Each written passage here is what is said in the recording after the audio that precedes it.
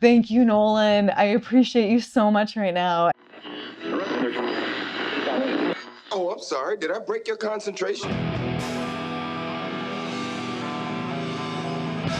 Somewhere between science and superstition.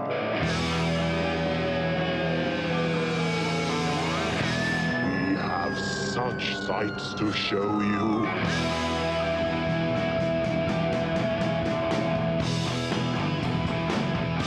Strange Eons.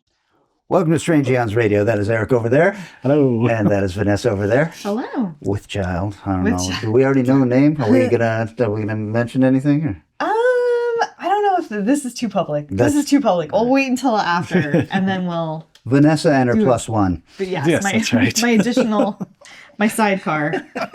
And I am Kelly. Hey, gang. Eric, last week, we got together. We have a friend named Joseph Scrimshaw who made a movie called Dead Media, and he's doing like a roadshow tour with it. And It's massive. we went to this, and I was like, wait a second, Eric is running the Q&A for this. What the fuck? How did this all happen?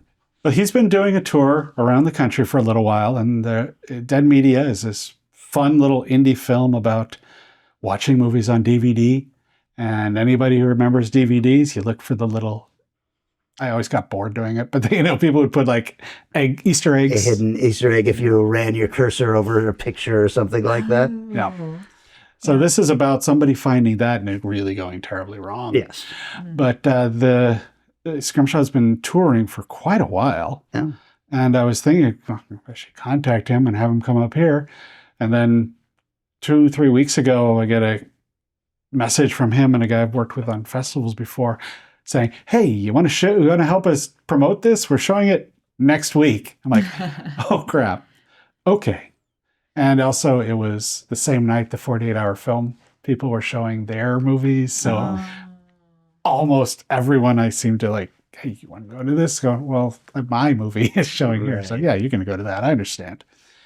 But it's the theater, I forgot the name of it because it just changed its name. It used to be the Ark Lodge. Tansvuri? Does that sound familiar? Close, yeah, something along those lines. And what a cool little theater, man. I mean, it's got 3 screens. It's sort of like the Hollywood Theater, scrunched out. In Portland? Yeah. Yeah, I also felt like it felt a little bit like when the Ballard, the Bay Theater, I think it became the Majestic. Yeah. When it kind of spruced itself up, it had a couple of screens and was fun. It is no longer a fun place to go see a movie. That was 25 years ago. I was gonna say, it doesn't even exist anymore. I don't think it does. I don't know. So But it was a cool little theater. It kind of tucked in a nicer block down in South Seattle. Yeah. And Joseph was there and his producer, tour manager kind of person. She was there and they're both really cool, of course. I already knew Joseph was. And so put some stuff together, talked to a few people, and had a screening. Yeah, it was fun. Yeah. And is this a short or a feature? It's a feature. Nice. Wow. Yeah. Way to go, Joseph. I did like, too, that I think everyone there bought the book. And well, he had a really cool thing where he did, it's not done anymore, but he had a theater book for the movie, and I collect those for, the last one I've got, I think, is like from Dragon Slayer or something. And that was probably the last year they did stuff like that. It was mid-'80s when they stopped doing that stuff. But you could go in and get a souvenir book of the movie you were watching. And it had behind-the-scenes stories and images and stuff. And he put together one of these for his movie, which I thought was really kind of pretty cool. thing. Yeah, and he worked with the Physical Media Advocate, I think is the guy's name, who has his own publication like that. So they work together to do the fancy one. There's the giveaway one, which is really cool. And smart. There's at least 2 pages in there that said, list your favorite whatever or draw something. Yeah. Then take a picture of it, post it on social media, and tag us. I'm like, dude, he's having a fun time. No kidding. Is it only available to watch like through this roadshow or right now? Are they streaming? They do have this current leg of the trip is sponsored by their distributor. So they have a distributor. Oh, great. Okay. They just are doing this first. Yeah, he told me that it will be available on DVD as well. Oh, So, Yeah. that's a brave act. but they'll have a physical release and Blu-ray and all of that stuff. So it was a lot of fun. It was great to see Joseph. I haven't seen him in a couple of years. Yeah. I remember him telling me when he was going to write this thing, and he had like a very small window to write it, and I was like, wow, all right. I've never been able to write a feature-length screenplay in 5 days, but he did. Yeah. Yeah. Nice. And he also does something that, as a filmmaker who's watched multiple film shorts in theaters, he watches every one. He Yeah. stays through every screening to feel the audience reaction, which is really smart. But man, that must just I don't know how it does it, because all you clue for filmmakers, if you haven't made a movie, once you watch it when you're done, almost all you see are the flaws. Yeah. Yeah. And it's like, I would just think that drive you nuts. I stopped attending our viewings. I would show up for Q&A, and then I would go to the bar to drink or something until the movie was over. Yeah. And I was like, I don't want to watch this in front of people. Yeah. Yep. So, anyways, that was fun. It was a lot of fun. He's also really a really personable guy. He's a Yes. stand-up comedian down in LA, and he hosts one of the bigger Star Trek or Star Wars podcasts. And so he's very comfortable on stage, and you know, just a neat guy. I love Joseph. So go out and see Dead Media while you can. Yeah. It's fun in the theater. Yeah. It was an intimate audience. Gathering, yes. he told me that, and I said, I don't think it'll be as bad as you think, because I know a bunch of people who are showing up for this. 2 of them showed up. Yeah. Oh, yeah. no. Similar Aw. with similar for the people I contacted. Like I said, there's so many people at the 48-hour film festival Yeah. that were the kind of people that Would to have gone to these. see Yeah. this, and really enjoyed it. And I think there's a lot to be said, though, for just making an event and then posting about it. Like that, actually, the social media presence itself has even if Yeah. not that many people are butts in seats, like it's Yeah. still. You got a lot of shares on the CryptCon Seattle website, which has 18,000 people or something. Yeah. It's got a pretty good reach. So Nice. Nice. Aw. Let's talk about some of the other things we've seen. I saw Spider-Man Brand New Day. Oh, shit.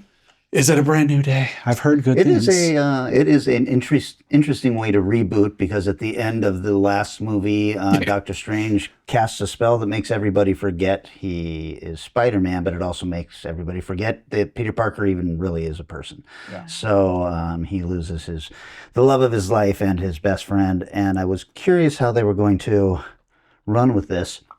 It takes place like in real time, whatever, 3 years later, whatever that last movie was. And so you see a catch up of over 3 years, and then it kicks in with this this new villain. I guess I don't know if it's worth saying who the villain is, because it's a mystery until it came out, but it's not a mystery if you follow any of the news stuff. We all know who this person is going to be going forward into the Marvel universe. I'll tell you, I liked it. I didn't love it. Oh, okay. I thought it was really good, but I didn't think it was nearly as good as the first 3 movies. And that's weird to say, is that we're already into the 4th Tom Holland Spider-Man movie. So he's made it further than anybody else. Yeah. Sure. He's talking about an exit strategy, which I will assume is Miles Morales. But Sure. this had a $355 million opening weekend, and I doubt Marvel's that Marvel not. is going to let him get away. They're just going to throw so much money at him, he says, okay, for the next couple of movies. I don't think, I think he wanted the last one to be the last one. And I remember him distinctly saying, like, I think I'm done. But, I think so long as he gets to keep doing other types of films, he'll probably be fine to keep coming back as Spider-Man. Go out, Yeah. do the Odyssey, and then The problem is those, you sign these Marvel contracts, for better for worse, it's like a 7-movie contract. Yeah. And that includes like your Avengers showing and whatever else he's in. Mm-hmm. But I don't see him wanting to do 7 more movies as Spider-Man. He's Yeah, 30 it's now. Physically so taxing. Yeah. Yeah. He's in great shape. But, he got his start on Billy Madison and doing those flips. If you've ever seen his tryout video for Spider-Man, him doing all the acrobatics and them going, oh, we can actually fake that part. We need to see if you can act. But that's got to be. But I know that he does a lot of his own, stunt work and stuff like that. And if you're doing that for long enough, even when you're young, like 30, that's harder. Yeah, not everybody's quite as nuts as Jackie Chan or Right. Tom Cruise. I've got a ticket to see it tomorrow at 9:30 in the morning. Yeah. Hey, there you Because that was go. about the only time I could squeeze it in. Well, luckily for you, they're showing it in like 15-minute breaks at theaters. So Yeah. like all 10 screens being taken up by Oh. everything. Yeah, kind that of was pretty release. brave. Like some theaters were like, "All right, we're gonna go ahead and kick out the Odyssey. It's fine," and others were like, "Fuck Spider-Man. We're gonna." I think Cinerama, Sif Downtown is still gonna do Odyssey. Yeah, So. that makes sense. Yeah.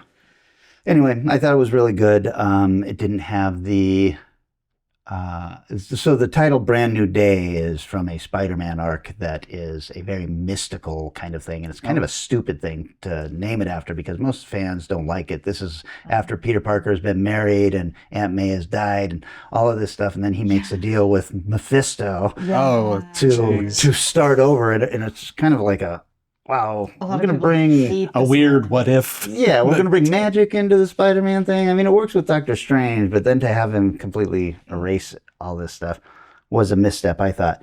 That's not what this movie is. So okay. I was like, why would you name it this when a lot of fans hate this? But it does make sense for the start over, and it went in places I wasn't expecting. Did it feel like they like aged him up properly, like made him adult? Well, version? yeah, because we see this progression, but if we're really following it, he's probably supposed to be 21 now, Oh, and he's okay. 30 Yeah. in real life. So, but he's got some cool stuff. He's turned his apartment into like a spider lair with cool. computers everywhere and all that Of shit. course. So it's definitely worth watching for Cool. sure in the theater. Very So, I'm Spider-Man, so excited. Brand New Day. Well, Spider-Man's been my favorite property out of the Marvel properties, so I'm super amped to see it. I'm also very happy I managed to see in Limax the Odyssey. What's Limax? It's like when you're Liar IMAX? Yeah. Not quite IMAX. No, So it's IMAX, but the screen's a smaller? little bit. It's cropped a little bit.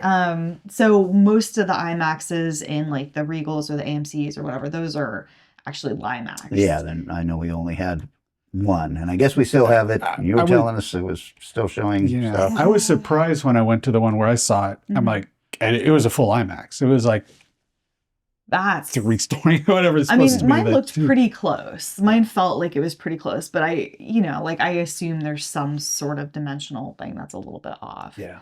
But yeah, and Yeah, I did probably look both into of them. the Pacific Science Center thing further.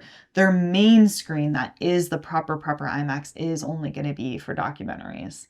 The smaller secondary Oh, I screen. didn't know they had a secondary so screen. I Yeah, I didn't didn't either. either, So yeah. they've got like a Limax version as well. Oh, What a weird choice, Why especially would when you you're do a it? science thing that deals a lot with needing Needing donations and sponsorships and stuff. Why not be one of the 41 theaters in the world crazy. Yeah. that can show this the way everybody's going? We need to see it this way. Yeah. that is So stupid. weird. What a stupid choice. But you know what? Like it was actually a really fun screening. It was so loud that yeah. it was wow. great because usually the big problem we run into is going to the movies is you get total idiots, just the worst theater goers in AMC's and Regals and Cinemarks that are just on their phone. They're like Yeah. live, live streaming or whatever, like with their grandma or whatever, and they're like sitting there talking all the way through the movie, and it's Jesus. intolerable when you've spent all this money and time Yeah. to go. So it was so loud, and it starts off, I think I messaged you guys with this like bang of the staff on the and Yeah. all the people who are like Oh, the in the storyteller. halls. Yeah. Start quieting down and listening, and that's exactly what happened in the theater. And I was like, oh, thank you. Uh-huh. Thank you, Nolan. I appreciate you so much right now. And we just, even if people wanted to talk, they couldn't because they couldn't fucking hear each other, which Yeah. is so beautiful. Yeah. It was nice. Well, But now, yeah. tell us how you, because I know you are a stickler for story stuff. So tell us how you felt about the movie. 'cause- Well, I It's actually weird because I studied Greek mythology in college, like took multiple classes on it, but never read the Odyssey. Oh, weird. It never Okay. came up. I think it was like, we're so advanced. Of course, we're not even going to bother with the Right. basics. You should have read this when you were 14. Yeah, totally. Like, you definitely already have read this, so we're going to skip it. So it was really fun to watch the first, it wasn't even the first act, but the first portion of the film. I was like, I don't know if I'm going to like this. This is so like, ye here, old timey, blah, blah. I'm in a row, blah, blah, blah. And I was like, oh, I don't know if I'm going to be able to deal with this. And then they got into the more Roy Harryhausen style, like ridiculous, like crazy adventure stuff. And that was so fun. Yeah. So I knew the way that the story was going to be told was going to be wild and strange. Like one of my favorite Greek stories is the Metamorphoses. So I was like, yep, all right, buckle me in. Like what random stories are we gonna hear? Yeah. I did laugh at the ending, which I won't say what happens in case anyone doesn't know, but I was like, okay. Yeah. Like, the very, very end. The very, very yeah, end. I was kind of like, all right, sure. All right, that's I fine. agree. I actually just read the Odyssey. It's a thing. I'm going to read the damn thing. Yeah. And I will say, after reading it, I think Nolan did a great job of breaking it down to what it was. It's a tough thing to adapt. Yeah. Oh man, there's so many. Like he meets somebody and you get to learn their whole families and everything like that, and all these stories about them. Then they never show up again. You never see whoever this person was ever again. And the arrangement of the story is definitely not linear. As the way things happen and when things happen, I got in there going, how much? Okay, there's a part where I was like, what?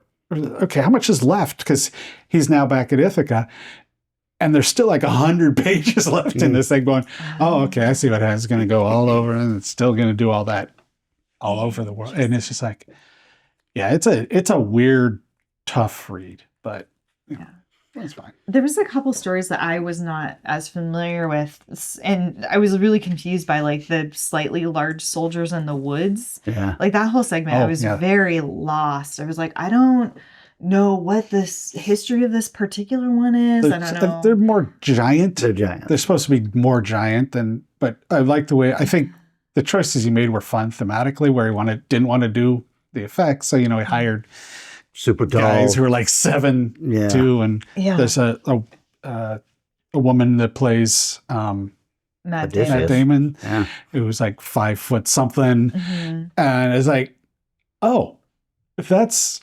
wildly interesting. Yeah, it's the Peter Jackson Force perspective, Lord of the Rings stuff. That, if you shoot it right, it works fucking great. Really well. Yeah, I thought it was beautiful. I think the like there were some really cool, interesting choices going on. I think that everyone kind of knows at this point that there's a lot of PTSD stuff going on in there that worked really well. And the Trojan horse stuff was so good, and using that war as like a pinpoint throughout to constantly readdress his heroism, and then like the tragedy of everything around it. I really liked that. So overall, a great film. I didn't feel the length really, other than the fact that I was getting home at like 2 a.m. But other than that, you didn't do an 8 a.m. screening, huh? That one I started at like 11:30 at night. And I was like, no one wait up. Please, just go to bed. Yeah. My mom had the baby monitor next to her. I'm sure even if the baby screamed, she would never have heard it. But that's okay. It was fine. Somebody was in the house. Yeah. And yeah, it was. I was definitely tired by the time I got home, but I didn't feel like upset about it during the film. So. A great film, no doubt. Still not my favorite. I went back and started rewatching the 2-night event that the Sci-Fi Channel did with Armand Assante as Odysseus. And I was like, oh, I was right. I remember thinking I liked this one better, and I started watching it, and I'm like, I do like this one better. I think it's just cooler looking, and Armand Assante is a better Odysseus. And I did hear somebody complain about how, this woke version that cuts out the part, well, as you've read at the end of the Odyssey, he goes and then kills all of the wife servants and everything that were betraying him to his wife and all of this stuff. And they were like, they didn't show that. They didn't show what a horrible person he was of that. And I'm like, also didn't show it in the version I love. And there was a 1962 version. I guarantee you they did not have him come home and kill all the servants. Yeah, no. That would just ruin the whole... He goes from hero to villain real fast. We have a very different idea of heroism now than we did, perhaps, that people did, perhaps, a long time ago. So it's okay. It's okay to shuffle this stuff. Yeah. I mean, how many different versions and different styles have you seen of Romeo and Juliet? Right. Sure. And that's not nearly as long ago as the Odyssey was. Sure. It was Homer actually a real person? Is what the Odyssey now... anywhere near, if he was real, what he wrote, or who's it based on? How many stories is it combining? How many authors is it combining? Exactly. So there's it's crazy to be a stickler for like it's got to be true. Like all right, go read any book adaptation and then go and you can be that person. Feel free to be that person in the audience. That book does. The version I like available on Tubi right now, Isabella Rossellini as what's her name? So 80s production? Or 90s? No, it might have been 2000 even. Well, I don't know. Sci-Fi Channel. That was the height of that. Oh, it was Sci-Fi Channel? Right? Yeah. So, yeah. Alrighty. So I've got one that was a movie, but a documentary. Iron Maiden's Burning Ambition. Fuck yes. Yes. So good. So, as an at least partial 80s metalhead, everybody knows the Prince thing, but I fucking loved a lot of metal too.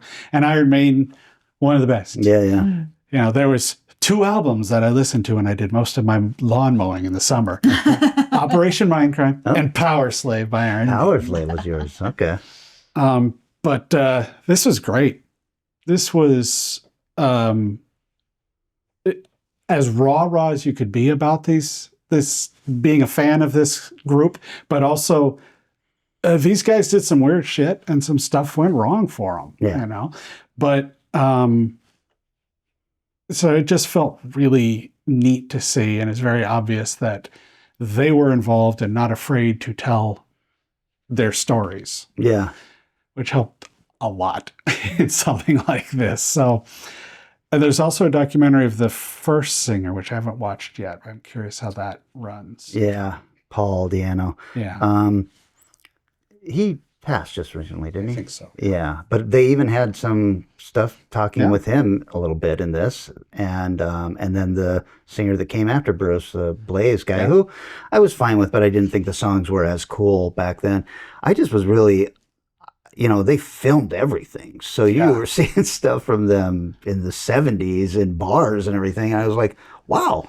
This is actually some pretty good footage. They shot him, and they shot him well, and they obviously, once they got money or something, they vaulted that stuff in a really good, secure way. And it was, it's wild. If you're any kind of a Maiden fan at all, man, it is absolutely must watch. Full of all the music. It's full of all the band members talking about various times. And it's, I just thought it was super inspirational. I was like, holy shit, these guys were going for it. And the idea of they are with Eddie. Mascot creating such a unique persona that it envelops the band. It's always there. Was it Javier Bardem? Yeah, that was Javier Bardem was a huge metal Iron Maiden fan, so he's in there for a while. I was like, I love it when you're walking along, you see that guy with the Maiden shirt, and you just know. Yeah, that was neat to see him in there. I was like, oh, how many other huge stars are we going to see? 0. Nope, not many. Because they're not, it's not, Iron Maiden was never a radio. Right. That's part of the discussion is these guys are playing to 30,000 people in Brazil and they don't have any radio hits. Yeah. Wow. It's like, what the hell? Yeah. I mean, KSW played them occasionally on like their metal specific kind of things, but that was it. Just those kind of radio stations. And, but they were an album band. Yeah, they just, I got extra credit from Power Slave for playing the Rime of the Ancient Mariner in my English class in junior high. Yeah. So love them. Here's 14 minutes. That's right. You guys enjoy. I didn't write a damn thing. Cool. Iron Maiden, Burning Ambition. I think that's still a rental, right? Probably. Yeah. I thought it was worth it. You got to be an Iron Maiden fan. All right, guys. Uh-oh. Stuart Fails to Save the World is a new series on HBO Max. It is a spin-off of The Big Bang Theory. Oh. Okay, I actually watched The Big Bang Theory. Yes. I'm looking at this going, there's no fucking way I'm This watching explains why you're so retarded. This series is Yes, but you somehow actually worse. watched that. It's somehow worse than The Big Bang Theory, and I know why. No laugh track. Without them telling you when to laugh, you will not laugh. Oh, no. I watched this going, wow. It has a 90% on Rotten Tomatoes.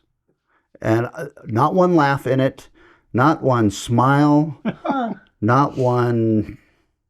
All I did was shake my head and say, well, this proves it. We are fucking idiots. What is the rough premise? The rough premise is, so this is one of the nerds from the Big Bang Theory, and we open in a not too distant future where post-Armageddon, the world has been destroyed by something. His comic shop is still running.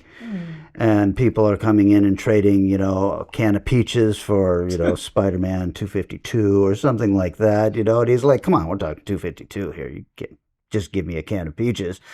Jesus Christ. Oh, is that not hilarious, Eric? He's also got You can add a laugh track to it. It's still not going to be funny. He's got a small wormhole in the comic book store that they throw people in they don't like. See, you give me shit because you watched this. I watched the trailer and go, no fucking way. I'm putting that on and wasting my time with it. This is going to suck.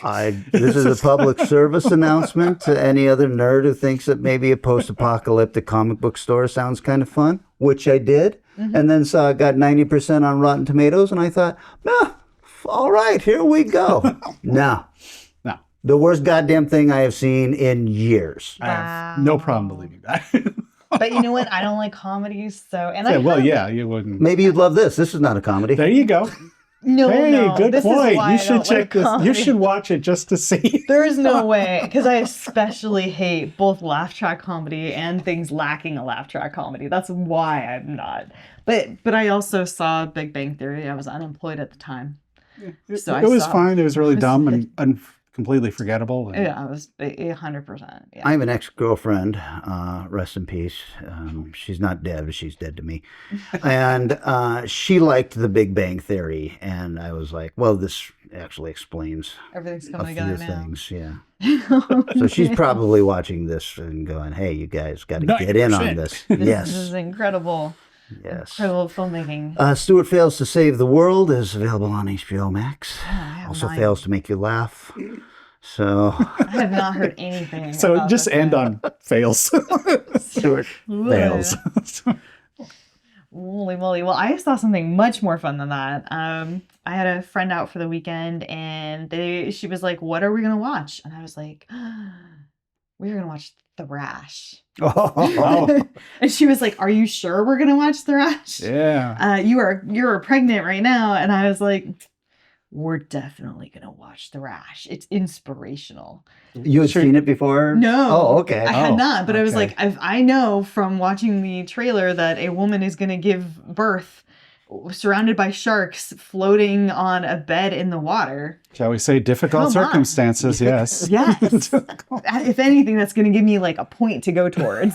Like, Right. At least it's not. Right. It could be worse. yeah, it could be so much worse. Like if she can do it, I can do it. Yeah. It was pretty fun. It was very stupid. It's so stupid. Stars Daphne from Bridgerton. Oh, okay. I didn't know anybody she's the in this. pregnant lady. Okay. Yeah, there was a couple faces that I was like, oh, you. I think the biggest name in it is I'm forgetting who he is now, but he was that guy in Marvel movies, the black man. Yes. Yeah, he's He's in the Guardians a uncle lot. or something, right? Yeah, he's the uncle in this. And the idea that there's a hurricane, yes, excellent disaster, and then there's a giant meat truck. Meat? Who knows? Meat blood? No, it's like what you'd see a milk truck. It's carrying blood. Blood. It's Yes. a blood truck. It's a But blood it's truck. from a meat company. I was like, I don't know what is going on with this because there's no meat that pops up when the truck No. truck has an accident.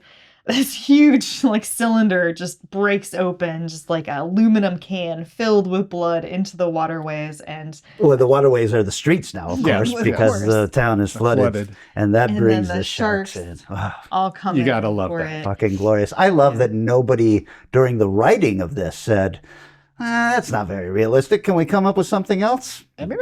No. Nope, absolutely not. Bunch All right. of people have a car fall in them. Film and it. they bleed. The number of times I said Chekhov's insert object here throughout this movie, I was like, it's Chekhov's stakes in the basement. It's gonna be, like Chekhov's, water birth. Because they're like, oh, your sister had a water birth. I'm not gonna do that. I was like, Chekhov's water birth. You're definitely Gonna having be that. doing that. Except for the gun. The gun was not a Chekhov anything. They were like, there's a bunch of guns downstairs, and a kid goes down to swim and get a gun out and can't. And I was like, no Chekhov gun. Huh. Y'all. Ironic. They had to do Weird. that on purpose, right? I Yeah. mean, clearly they were thinking that hard when they were writing this. That's right. That's But yeah, I think it mostly worked. It was the ending was I think it lacked a third act. It just didn't. Probably. It just kind of like ran out of Just steam and goes. was like, we're done now. Bye. Well, I guess. I mean, if you are like me, a bad shark fan movie, Sure. shark movie fan, Yeah. I loved it. Sure. There are scenes that are so ridiculous that made me just cackle with delight. Yeah. I love the water is high enough to go up against the windows so that inside the house the kids can see the shark floating by the window. So But it hasn't come through anything in the door yet. nope. And when Very it does strong break, window, too. When it does the break- water is not as high as it was. Which is Also, when it does excellent. break, the sharks are like apparently just waiting at the door because they come rushing in. It's like, wow. Oh yeah, the sharks Amazing. don't really fly Don't in knock. until Don't knock. It'll happen. the door, and then the door is open, and that's when they come in, and you're like, oh, Very polite. Yes. Oh my God. Love that. Yeah. They've got the foster children in the house with the asshole foster parents. Oh, yeah. And that won't let them. There is a reveal that the kids are being fed apparently really gross stuff, and then they find out that the dad has steaks and everything Yeah. down Like a in the freezer freezer full below. of- yeah. Like, wow, these guys are like evil step parents. They're the most evil step parents, and then you keep being like, oh, okay, well, I guess they're all like taken care of by the sharks, and then like the stepdad keeps coming back, but with like less limbs. Yes.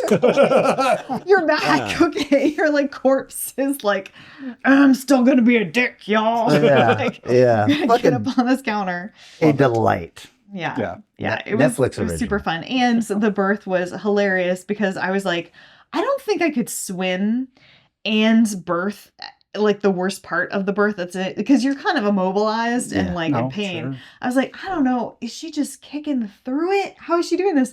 And she gets to the top, and my friend who's an EMT, this girl gives No. birth, and the baby just pops out of the water behind her. She does a little splash, and she's like, grabs it and cuddles it, and she's like, "Wow, that baby just popped on out." I know. Underwater Really birth. beautiful. Yep, water birth. Remind me, wasn't there something Chili grape. with the umbilical cord? Did they Oh, saw yeah, she that gets- off with? Yeah, she gets a piece of a tree branch and Yeah. uses Oh, that to right. saw off the umbilical cord, and that's fine. Love Sure. it, hey, I was love like, it. wow, this is magical. Impressive. It's truly magical. Yeah. Thrash is available on Netflix. You should all watch it. Let's Yeah. get into the Check it top out. 10. Free for Netflix subscribers. Okay, so as many of you know, it's that time of year again. I've started the 100 days of watching a shit ton of films, some great, some not. And as usual, I start off with Well, hold on. You got to explain the 100 days. It's not 100 days of something. It's 100 days 100 of. 100 Days of Horror, where you 100 Days watch, of Horror. you start 100 days out of Halloween, and you look at the people who do 31 days hour. It's like, that's good, but watch out.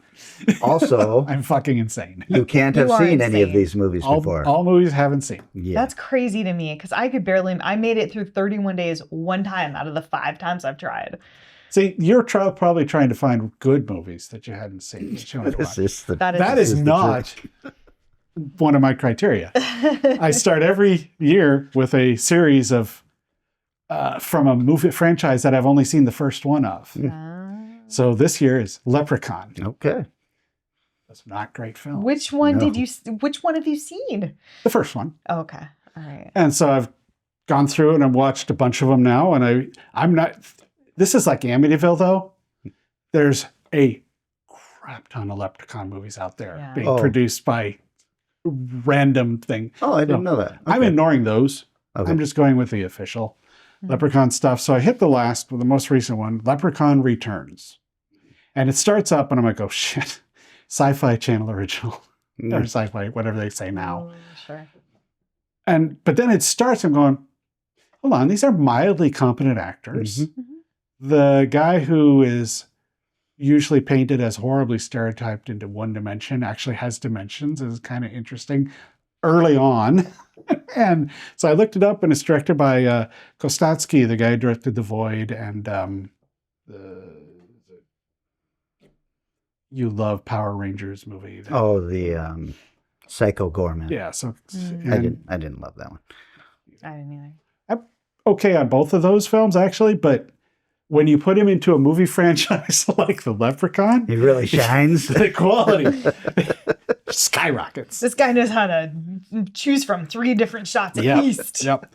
But there's no Warwick Davis, so I'm sure the Leprechaun hard faithful don't like this one at all, I would imagine. Yeah. But Do we know why? Did he turn it down, or is he just getting too old to do this kind of shit? I'm leaning more towards that I didn't feel like doing this one. Yeah. On paper, this looked not very interesting, but he's a good enough director that he added a little something to it, and it's watchable. It is still the somewhat modern thing where most of the characters are annoying as hell, but the ones that aren't are good enough. I don't know. I'd say I haven't watched the first one in long enough to definitely say it's still the best, but of the sequels I watched, this is probably the most competent of the films. What is the title of this one? Leprechaun Returns. Returns. Okay. It was 2020 or 20. It was not real recent, but recent enough. I remember thinking, I was like, oh. And the only reason I watched it was people were talking about it and saying, you might be surprised to know that the latest Leprechaun movie is maybe the best one. So Okay. Wow. Interesting. Did you end up watching the Jennifer Aniston? That's the first one. Oh, so is it the first one? Yeah. So I'd already seen that one, so I did not include that. Sure. Okay. Next up, I blanked on what they're called. Oh, the another franchise, though? Yeah, Oh, yeah. boy. The starts with an I. Oh, Insidious? Insidious. Oh. Okay. I've only seen the first one of that one too. I've only seen the first one of that. Because the first one had some decent scares, but First one's pretty like, interesting. It's fine. I don't need to see the sequels. Well, here we go. How's the time? Well, they are bad. Incredible. Wow. All right, gang. How about we take a little break, and then when we come back, we are doing the last film in our Mad Maxathon series.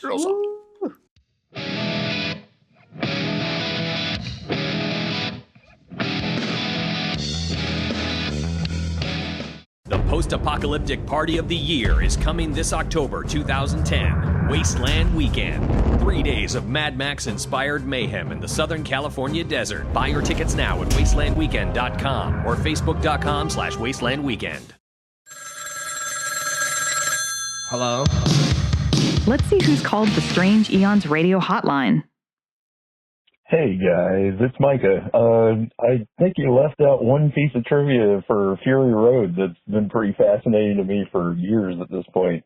That George Miller dug up one of the art directors / writers from the reboot cartoon series from the 90s, specifically because he saw an episode called Bad Bob that was like a whole cloth parody of Mad Max, but loved the pacing so much that he wanted the same feel on Fury Road, which is why that guy has a co-writer credit.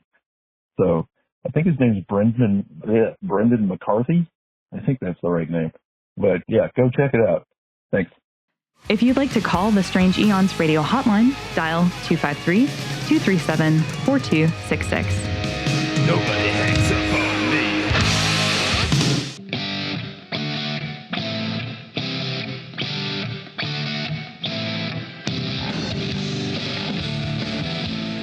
And we are back. We have been doing the Mad Max movies, Eric. Yep. And we are at the final movie. Yeah, And it is yours. No, it's good. I'm all right. Last movie. Don't need to do the comments. Don't need the other stuff. This is good. All right. So this is 2024's Furiosa, a Mad Max saga. Whatever you have to do. However long it takes. Promise me you'll find your way home. Furiosa. Give me this promise.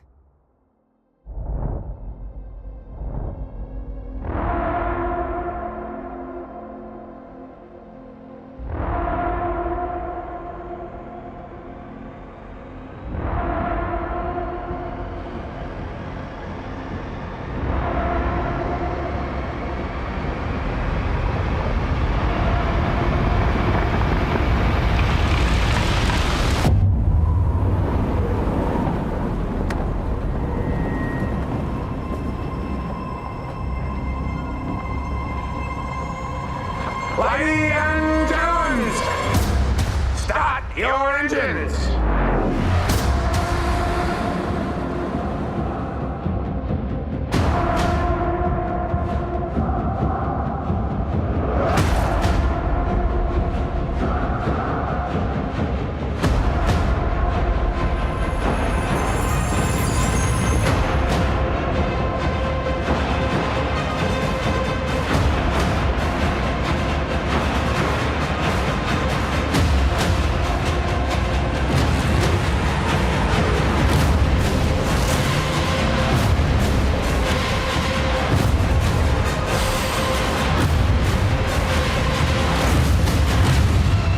I'm Furiosa!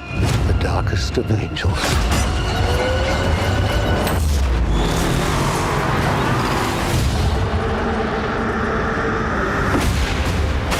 The question is, do you have it in you to make it epic?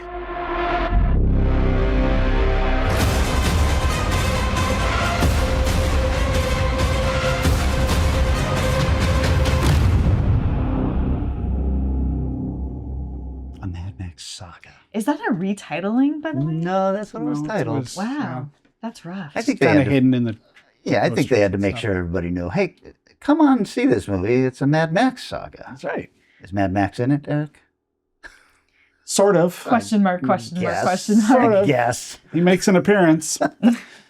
Hey, can you guess who this was directed by? Is it George Miller? Yeah. Oh.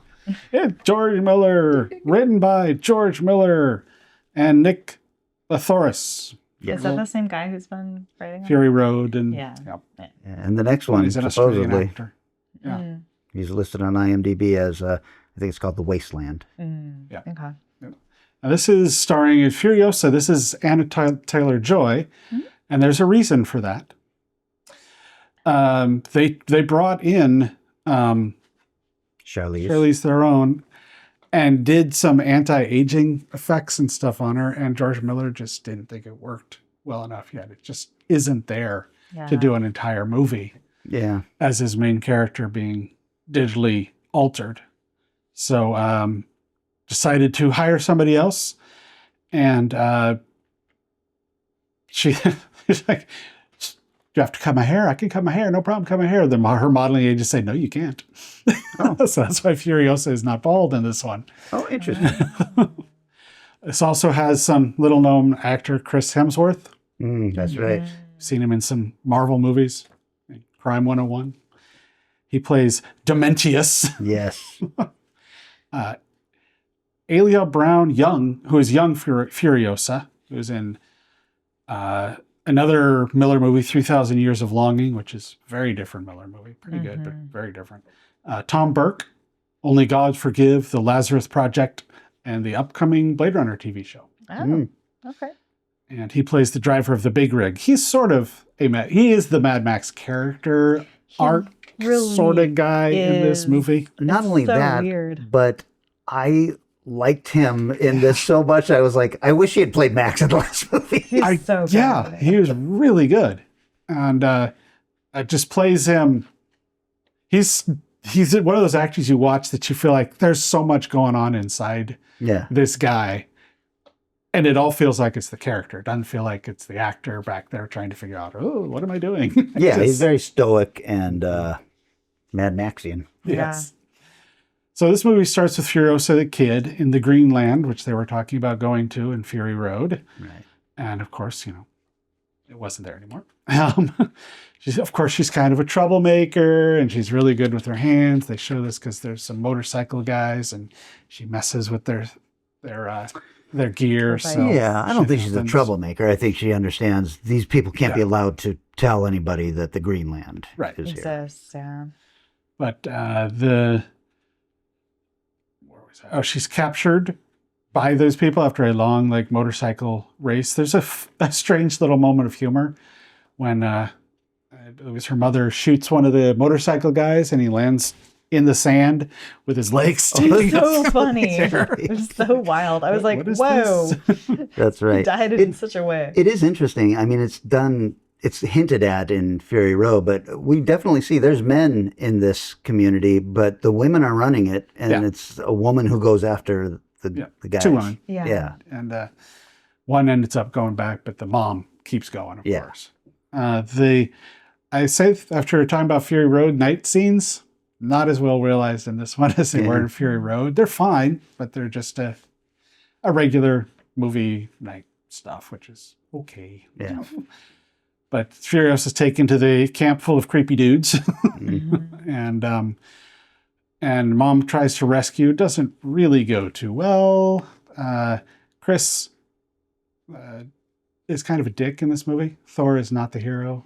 He's a bad weaselly dude. Trying to use the mother to force Furiosa to reveal where the green place is, and ends up killing her, and then just keeping Furiosa as like a prize or something. Put her in a cage and drive her around. Maybe they hint that he had kids previously. It's like the little stuffed animal he carries around. So it's almost like a hint that he kind of likes the girl, not as a creepy way, but as a daughter.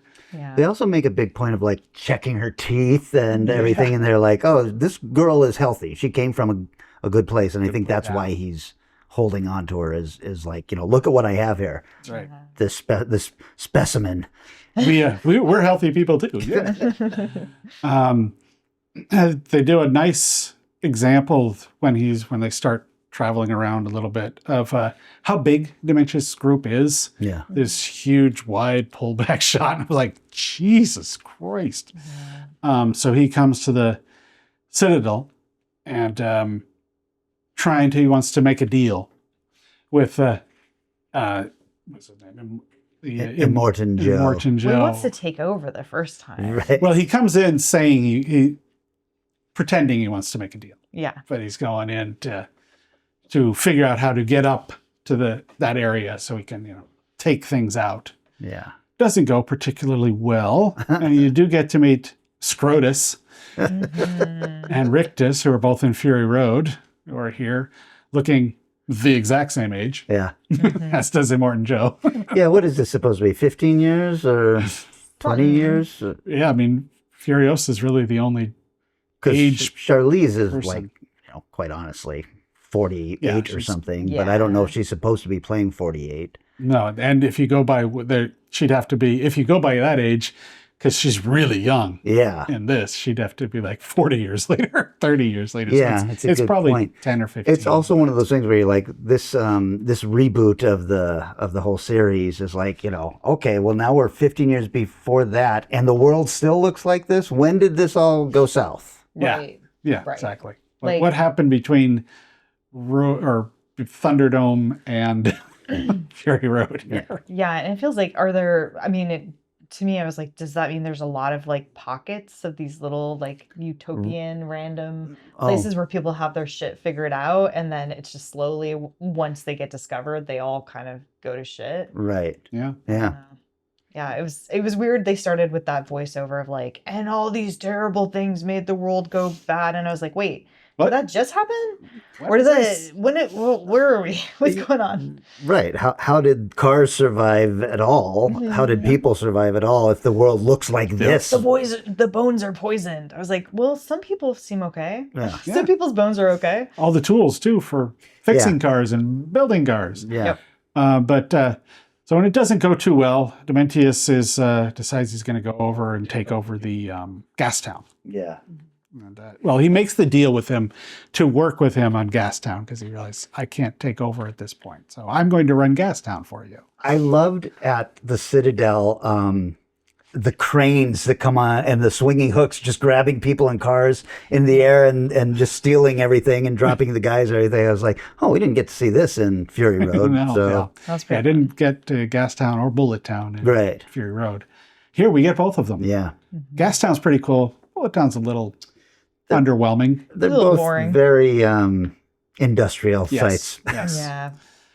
But Furiosa is left behind as an offering, basically, to Morton. So she goes and joins the wives. Right. At a very young age. At a very young age. But she's not about to put up with that shit. So she escapes and disappears into the dressing up as a man and hiding in the world for a very long time. Yeah. Yeah, kind of in the pit crew of the like car mechanics and stuff. Because there's lots of masks and yeah, they really kind of focus on how much of a badass she is. So it makes you realize, okay, you can totally see her growing up to be the Charlize Theron. They do, they do such a good job because in that scene where she manages to escape, and I guess that son just likes to have sex with his dad's wives before. Oh, when they I got the feel more like he was sneaking in. Yeah, something not like officially do, but allowed, but you would think that's a big risk. You think his dad would be like, "I Men want are these stupid. untouched." That's fair. Okay, question retracted. Men are stupid. How old is she then? I know, 10 or 11? I mean, horrible. It's pretty really nasty. Yes. But yeah, with she has. I all believe these that bells. is Scrotus. Who does that?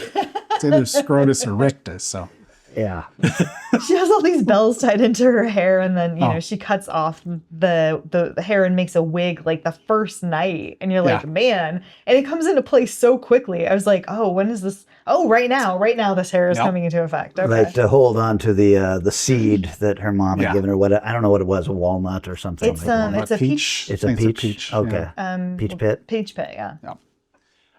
The group she hides among is called the Black Thumbs, and they're mechanics that build the tanker to carry the gasoline. The gasoline, as they always say it in the show.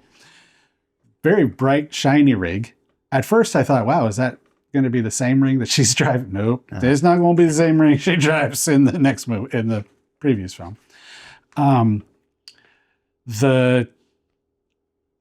She joins the first. This is driven by the Mad Max guy, right? And she joins Praetorian Jack or something like that. She joins the first drive of it, disguised as the Black Thumb still. But then shit goes wrong and battles start talking, and she kicks ass. Yeah, she's just so good. And it is revealed to him, at least, that this is probably a girl. Right. But of course, not being an asshole, he decides, you know what, you kick some ass. Let's. I'm going to have you be my co-pilot for learning how to drive this and do all that stuff. And it's another fun George Miller battle scene with crazy shit going on, and he just knows how to stage that shit so well. Yeah, and make it. One of the biggest problems I had, like with the first couple Transformers movies, the battles were so violent or whatever that you really couldn't see what was going on. It was so messy. That's the editing, and I'm going to give that credit then to his wife and him for realizing, you edit this the way you will and it won't look like it. And instead of like those Transformer movies are so quick, the edits that you're like, you can't really tell what's going on. She takes the time and even fucking uses slow motion sometimes. She's like, you're going to look at what's happening. That's right. It's really nice. So well done. It just makes action work so much better. Yeah. And he did call a shotgun a boomstick, so hey, that's fine. But So they train for a little while. It's not a real big part of the movie, but she learns to eventually reach this point where you can drive on your own, Right. if you need to.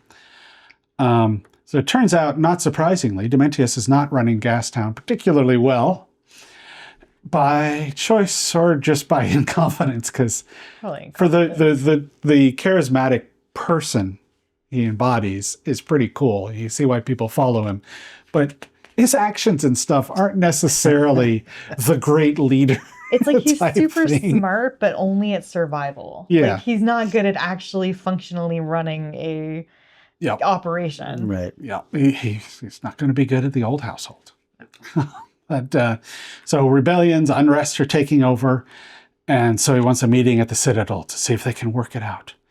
And Morton, of course, sets up a plan to take him out during that. So he sends it, we got to get to Bullet Town and get a lot more extra bullets. Well, guess what? Dementius is good at planning some things. And he's already at Bullet Town and taken it over and is waiting for them to arrive. Yeah. So Jack attacks and pushes Furiosa out of the fight. His motives aren't entirely clear, other than, it's like, I don't think I'm coming back from this, and I'd rather you survive it. Yeah, I think that's what it is. Yeah. Yeah, he has a lot of respect for her. And from the start of their relationship, he says, I'm going to train you, and then when you want to leave and do whatever it is you want to do, then I'll make that space for you. So he clearly, whether or not he's growing affection for her, it's hard to say, but... Well, it's like we were talking about with the Fury Road. There's a great male-female relationship here that has nothing to do with being a couple. They just I think you put into those kind of situations, you're gonna bond, or else it's not gonna work for you guys. Yeah, you're, for sure. You're battling together. Yeah. It's that same kind of idea. So she, of course, continues to stay and fight, and she's the great shot that from Fury Road. She's already developed into and takes out a bunch of the people that are threatening him quite well. Can't quite get the big guy. Can't quite get Dementius there, but that's all right, because, of course she can't. I do enjoy that for all the worrying about the gasoline, they never really worry about it when they're actually out driving around. Nobody ever runs just, well, shit, we ran out of gas. Right. And here's where Mad Max makes an appearance. Yeah. Where they're driving back to the Citadel, and there's the opening shot from Fury Road. Yeah. So it's like, there's a thing, George Miller has a statement about that, because he views Furiosa probably takes place after Mad Max Beyond Thunderdome. He says probably because he doesn't have a set view of how this series strict continuity. It's rather a series of myths and legends about the world and the people in it. Yeah. Like, okay, sure. But why put him in? I guess he has to make some kind of nod towards them. Just like, why have that shot at all? It's not really the opening scene. It's just kind of him there on a cliff. But then if it's not the opening scene, it means that Max just hangs out in this area for years. Yeah, it's like, I'm just going to see what's going on here. Wild. Time to go down. Oops, got captured. Maybe I should have watched closer. Yeah. Yeah, it didn't need to be there. Nope. Unnecessary. So the Furiosa, they go back to the Citadel, going to have the final battle and all that good stuff. 40-day wasteland war. And a brief return of the guitar dude. Yeah. Sorry, Ted. Guitar dude rocks. Do for here. I saw that comment. As she steals Scrotus vehicles, the guy calls her like the fifth rider of the apocalypse, Right. and she comes in and takes basically it's the leftover from one of the battles, and she takes one of the last remaining working cars and just see ya. Working. It's instead of one wheel, it's got a board. That's right. 3 wheels and a ski, board. I guess it would be. Pretty good. So she's headed off to confront Dementius. Yeah. Which is, luckily the two people in this scene are very good. Yeah. Because it's a strange way to end such a huge, monumentally battled stuff. It's very different from any other ending of this series. Yeah. Yep. I really dig it. I do too. It's a thoughtful ending. Yeah. It was. That's why I said they are so good that it all works. Yeah. The way they run their characters, the way they escalate the scene, and they don't just. And it's not one of the things we all know that's a mistake in filmmaking is when you go from 0 to 100 in like 2 lines. Yeah. And they don't do that. They absolutely escalate this really well. It's well written and it's well acted. Yeah. They do return to Fury Road shots in the credits, but the images are very muted and kind of boring looking. Yeah, they like black and whited it, or not quite, but not quite. close. Yeah, just saturated it. Yeah. Desaturated it. Yeah. You know, I love the scene. So she gets her arm ripped off at that one point, and then she builds that prosthetic arm herself. So I was like, okay, I really love how capable and badass she is and everything. And then I also love the idea that, you know, they give us a couple of possible endings for Dementius and what she did to him and everything. I'm just like, God, I hope it's the Peach Pit idea. The Peach Pit is wild. It's Like, oh how did he my. stay alive this long? Just drinking that little water puddle. Here you go. Gonna water you. Yeah. Yeah, that was. I like this one more the second time watching it. The first time I thought it was fine. This time I was like, okay, I enjoy this a lot more. George Miller, one thing you can't do in a sequel or prequel is get boring. Yeah. He did not get boring. He did not get boring. You know what's funny? It's funny you say that because I think I like this one a little less this viewing. Same. I loved it the first time. Okay, yeah. And because there's so much story. But this time I was kind of like, oh, I think I get why people were disappointed in this one after Fury Road. Oh, well, yeah, after Fury Road, it's still a step down. Yeah. Before I go into trivia, do you want to rank them again then? Seems like this one is hard to put in because I do like it and I love the world building, and I'm so disappointed that we haven't got a third Max film. Now that we kind of know we've got these 3 fortresses and the wasteland, and I'm like, I now I just want to see Max doing something. Yeah. Beyond Thunderdome is last.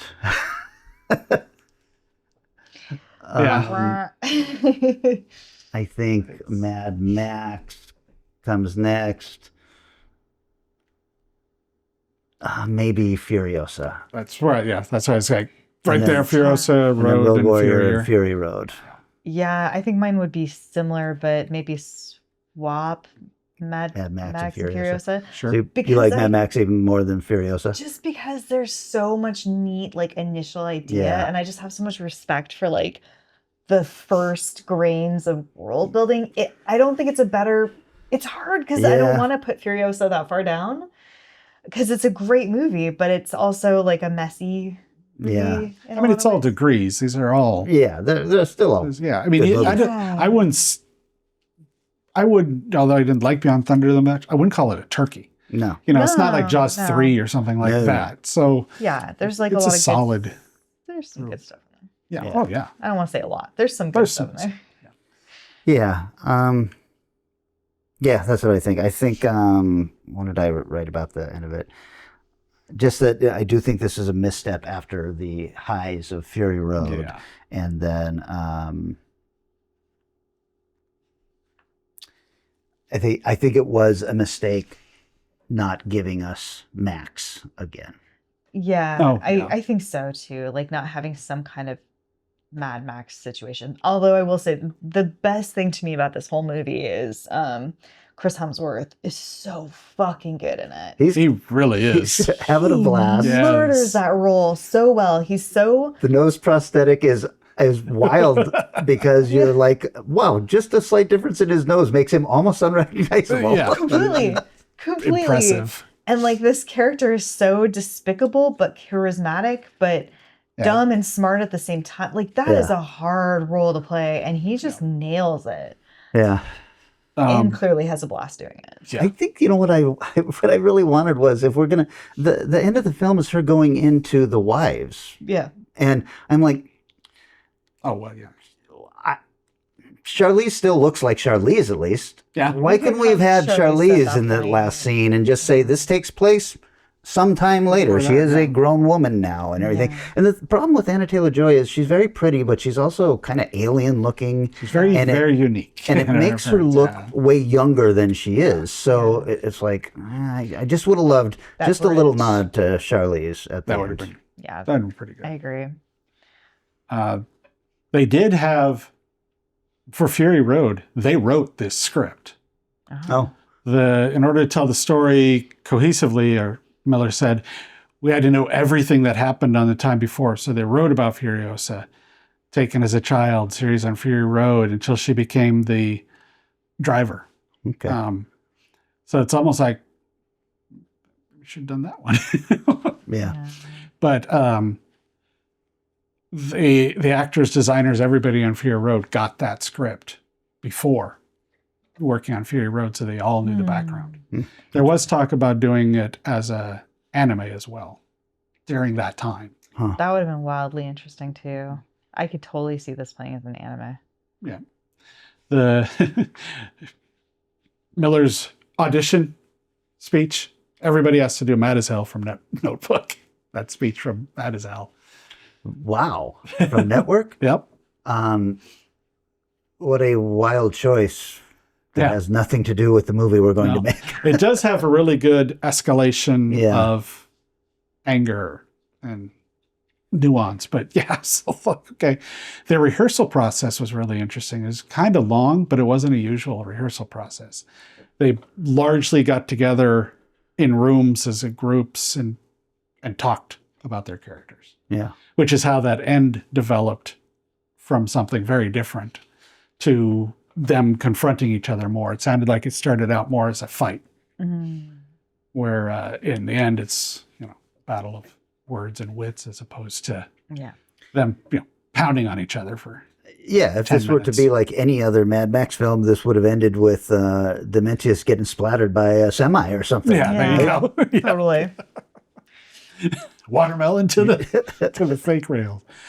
The Warpup kid that's in this was discovered by George because of a viral video of this kid crying about how he's picked on and all this stuff, and he's like thinking about, maybe I don't need to live in this world anymore. And George's like, fuck that, let's bring this kid in. We're going to give him, he fits into the world. This is the dwarf. Yeah. Okay. Yeah, they call him the Warpup kid. Warpup, okay. Because, Because he's a war boy. Yeah, that's right. He's got the war boy makeup. Exactly, yep. And brought him in, and apparently he had a gloriously fun time. Oh, good. And loved it, and has been great ever since. Oh, that's a nice story. That's so good.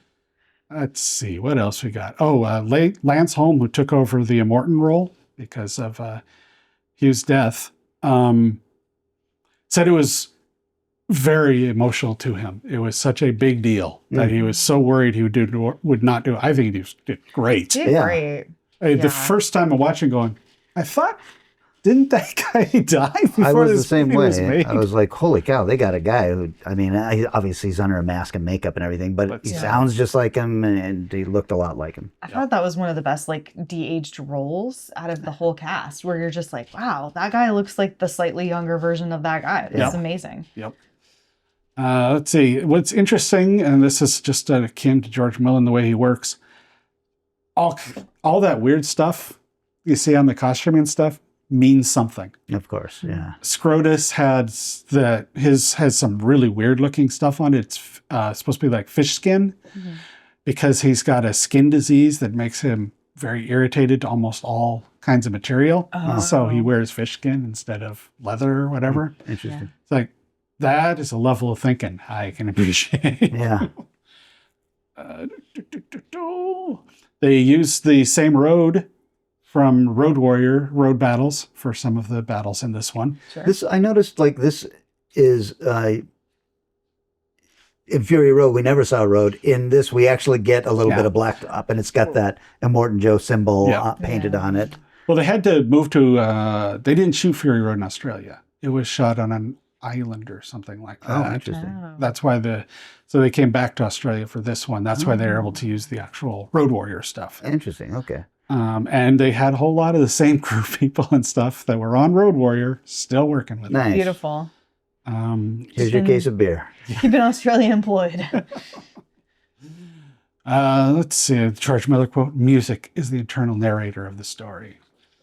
In an interview with Stephen Colbert, Chris Hemsworth was asked, "What does Mad Max mean to Australians?" Which I did not realize it was this important. Hemsworth responded, "Americans have Star Wars, the Brits have Harry Potter, and we have Max." Nice. Which is part of the reason that one actor was so intense when he took over that role. It's like he's taking over Darth Vader. He's doing something really important to his country, and he did a good job. Yeah. Hey, you're gonna love where George Miller picked up Anna Taylor-Joy, because she thought she was so good in Last Night at Soho. She was. She was right. She was really great. I mean, you'd have to be a fool to think otherwise. She was just fine. I'm happy for her and him. I think she did a great job in this movie. Oh yeah, she did. One disappointment I did have with Furiosa versus Fury Road is Fury Road had 2,000 CGI augmentations and enhancements, not a lot of them. Furiosa had 20,000. Whoa. And they show at times where you're like, that's interesting. It's not as good looking a film as Fury Road. It's definitely not. And I think that's part of it. I did like the addition though of the parachuting. That was cool. Yeah. It was like, damn, that was not CGI. But overall, good film. Pretty good. We have wrapped up our Road Warrior series of Mad Max series. This was a Mad Maxathon. Listen, it took a while to come up with that name. We're going to use it. I'm trademarking it. Sell the t-shirt. Let's rent a theater and show all the movies. Back to back. Yeah, I feel so spoiled. It's so rare that we get to go through like a whole series where they're all tolerable. Like, come on. And most of them are actually really good. Yeah. Well, shoot, then. Let's keep this going. It's your choice next, Vanessa. What are we doing? That's not So I'm going to suggest a new series, but more pivoted towards the fact that, we're coming up towards spooky season, as Eric has alluded to.